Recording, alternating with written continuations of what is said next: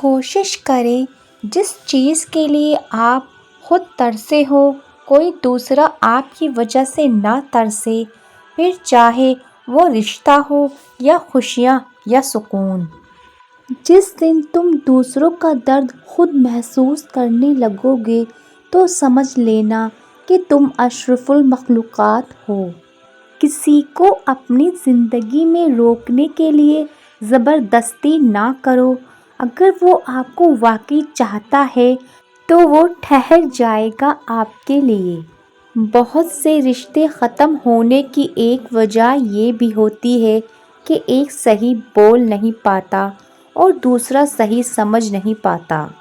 جب دل اداس ہو اور وجہ بھی سمجھ نہ آ رہی ہو تو سورہ رحمان پڑھ لیا کرو، دل کو سکون آ جائے گا۔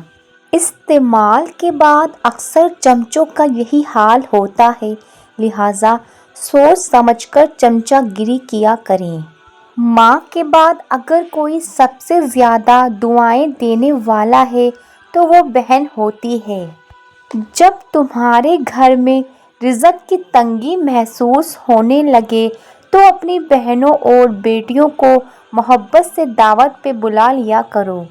اخلاص یہ ہے کہ انسان اپنی نیکیاں بھی اسی طرح چھپائے جیسے اپنے گناہ چھپاتا ہے۔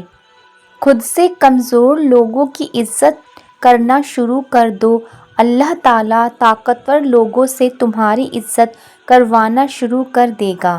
چہرے کی بدصورتی کوئی نقصان نہیں پہنچاتی، خطرناک وہ ہوتے ہیں جو اندر سے بدصورت ہوں۔ جل جاؤ خاموشی سے کڑی دھوپ میں، لیکن اپنوں سے کبھی سایہ دیوار نہ مانگو۔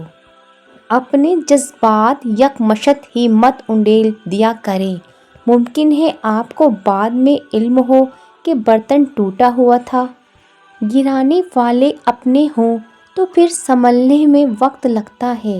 اللہ تعالیٰ وہاں سے دروازے کھولتا ہے جہاں سے بندے کو گمان بھی نہیں ہوتا۔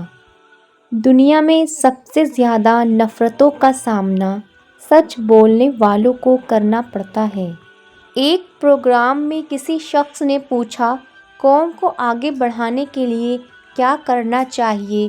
ایک عالم نے جواب دیا، ٹانگ کے بدلے ہاتھ کھینچو، انشاءاللہ قوم اوپر آ جائے گی۔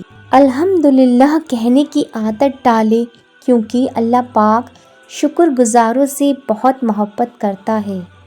کچرے میں پھینکی گئی روٹیاں یہی بیان کرتی ہیں کہ انسان پیٹ بھرتے ہی اپنی اوقات اور اپنے رب کو بھول جاتا ہے۔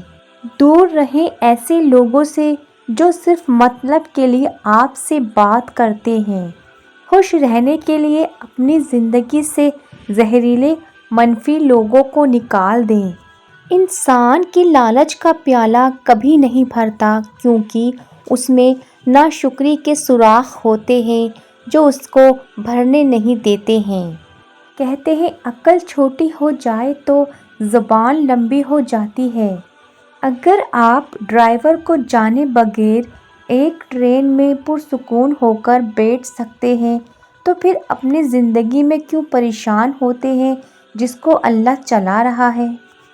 اللہ پاک کے لیے کچھ بھی ناممکن نہیں ہے۔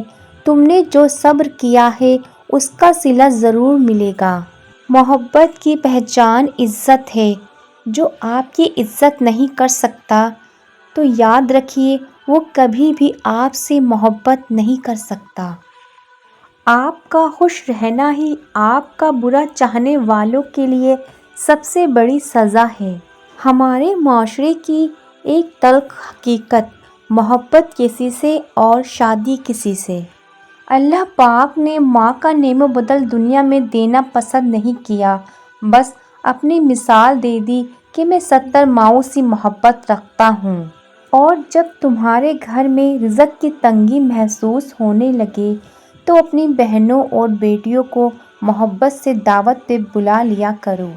کہتے ہیں جب عقل پر پردہ پڑ جائے تو سمجھانے والا آدمی سب سے برا لگنے لگتا ہے۔ کسی نے کہا خدا نظر نہیں آتا، بس وہی تو نظر آتا ہے جب کوئی نظر نہیں آتا۔ اکیلا جینا سیکھ لو، لوگ قبر تک آتے ہیں قبر میں نہیں۔ یاد رکھیں کہ باپ کے چلے جانے کے بعد سبھی مہربانیاں بھی انتقال کر جاتی ہیں۔ سچ بولنے کا ہنر صرف وہی رکھتا ہے جس کے تعلقات ضمیر سے ہو، دنیا سے نہیں۔ یہ بھی ایک تلخ حقیقت ہے کہ رشتے تب مضبوط ہوتے ہیں جب آپ کے مالی حالات مضبوط ہوں۔ اپنی زندگی میں رنگ بھرنے کا اختیار کبھی کسی کو نہ دیں، ہو سکتا ہے اس کے پاس سیاہ رنگ کے سوا اور کوئی رنگ ہی نہ ہو۔ صرف 10% خوشیاں آپ کو باہر کے حالات سے ملتی ہیں، جبکہ 99% خوشیاں آپ کو اندر کی سوچ اور احساسات سے ملتی ہیں۔ گویا خوش رہنے کے لیے دنیا کو بدلنے کی بجائے اپنے اندر کی دنیا بدلنا ضروری ہے۔